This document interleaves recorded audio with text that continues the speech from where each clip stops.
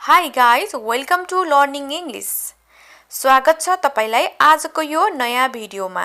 आजको क्लासमा मैले लिएर आएको छु एकदमै महत्त्वपूर्ण क्लास जुन तपाईहरुको लागि अंग्रेजी बोल्न, सिक्न र तपाईहरु सुरुवातबाट नै अंग्रेजी सिक्दै हुनुहुन्छ भने आजको क्लास तपाईहरुको लागि एकदमै महत्त्वपूर्ण हुनेछ है त। यदि कोही नयाँ हुनुहुन्छ भने च्यानललाई सब्स्क्राइब गर्नुहोला। आउनुस् भिडियोलाई अगाडि बढाउँ। Let's get started. आज हामी जानेछौं WHO who बाट बने सेन्टेन्सेसहरुको बारेमा। यो जुन एकदमै हाम्रो लागि महत्त्वपूर्ण र हामी दैनिक रूपमा नै बोल्ने गर्छौं। WHO को अर्थ हुन्छ को अथवा कसले। को कसले। एक्जाम्पल सहित हेरौं। अब who को बारेमा हामीले कस्तो ठाउँमा चाहिँ प्रयोग गरिन्छ। तिमी को हौ? Who are you? बोलिन्छ नि हामी। तिमी को हौ भनेर कसैलाई सोध्दाखेरि चाहिँ Who are you?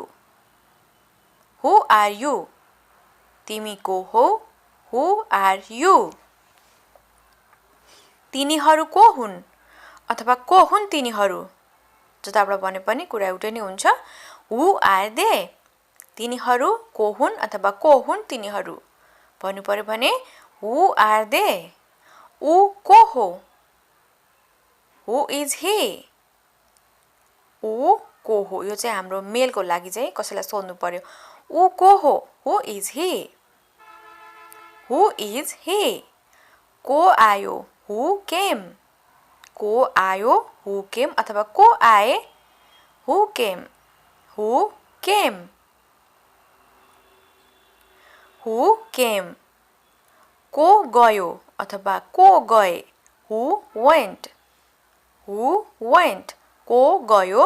Who went? Who went? को गयो? को चिच्चायो? Who shouted? Shouted को अर्थ हुन्छ चिच्चाउनु। Shout को मतलब हैन चिच्चाउनु। Shouted चिच्चायो। Who shouted? को चिच्चायो। Who shouted? को चिच्चायो। Who called? कसले बोलायो अथवा कसले फोन गर्यो। दुईटा सेन्टेन्सलाई चाहिँ हामीले who called भन्न सकिन्छ है त। who called कसले बोलायो अथवा कसले फोन गर्यो। who called को बोल्दैछ। who is speaking को बोल्दैछ। who is speaking who is speaking को बोल्दैछ। who is speaking को आउँदैछ।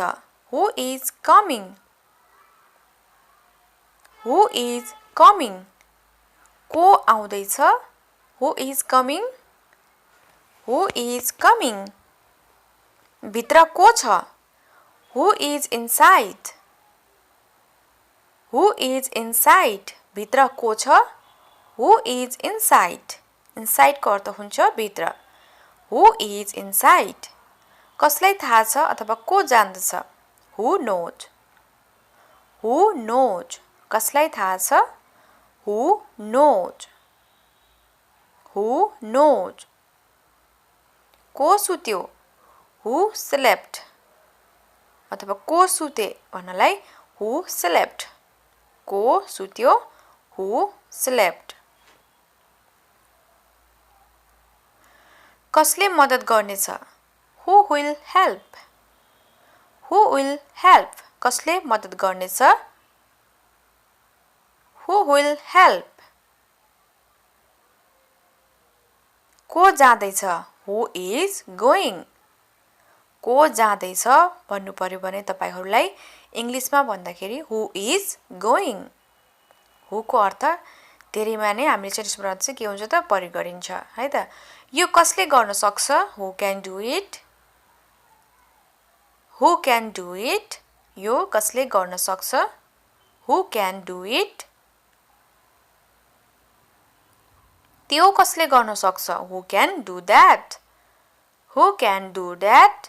त्यो कसले गर्न सक्छ। Who can do that? तपाईसँग को जाँदैछ अथवा को जान्छ तपाईसँग भन्नु पर्यो भने Who is going with you? Who is going with you? तपाईसँग को जाँदैछ? Who is going with you? उसँग को जाँदैछ? Who is going with him? Who is going with him? उसँग को जाँदैछ? को जाँदैछ उसँग? उनीहरूसँग को जाँदैछ अथवा उनीहरूसँग को जाँदैछ भन्नु पर्यो भने Who is going with them? Who is going with them? Who is going with her? तिनीसँग को जाँदैछ? को जाँदैछ तिनीसँग भन्दाखेरि पनि हुन्छ Who is going with her? Who is going with her? को आउँदैछ हामीसँग? Who is coming with us? Who is coming with us? को आउँदैछ हामीसँग? Who is coming with us? तपाईलाई कसले मद्दत गर्यो? Who helped you? Who helped you? तपाईलाई कसले मद्दत गर्यो? Who helped you? Who helped you? तिमीलाई कसले हान्यो? Who hit you? अथवा तिमीलाई कसले टक्कर मार्यो भन्न पनि सकिन्छ हिट भनेको चाहिँ हिर्काउनु हैन हान्नु Who hit you? तिमीलाई कसले हान्यो? को आउँदैछ मसँग? Who is coming with me? तपाई कोही जाँदै हुनुहुन्छ भने चाहिँ को आउँछ मसँग भन्दाखेरि Who is coming with me? मलाई कसले बोलायो अथवा कसले बोलायो मलाई भन्नलाई Who called me?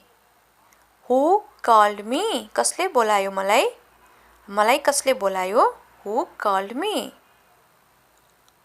मलाई कसले मद्दत गर्छ? Who helps me? Who helps me? मलाई कसले मद्दत गर्छ? Who helps me? मलाई कसले मद्दत गर्छ? Who helps me? बुद्धिमान को छ? Who is intelligent? Who is intelligent? बुद्धिमान को छ? Who is intelligent? को सुन्दर छ अथवा सुन्दर को छ? Who is beautiful? Who is beautiful? सुन्दर को छ? Who is beautiful? अथवा को सुन्दर छ? Who is beautiful? Smart को छ? Who is smart? Who is smart? Smart को छ? Who is smart? Who is smart? Smart को छ?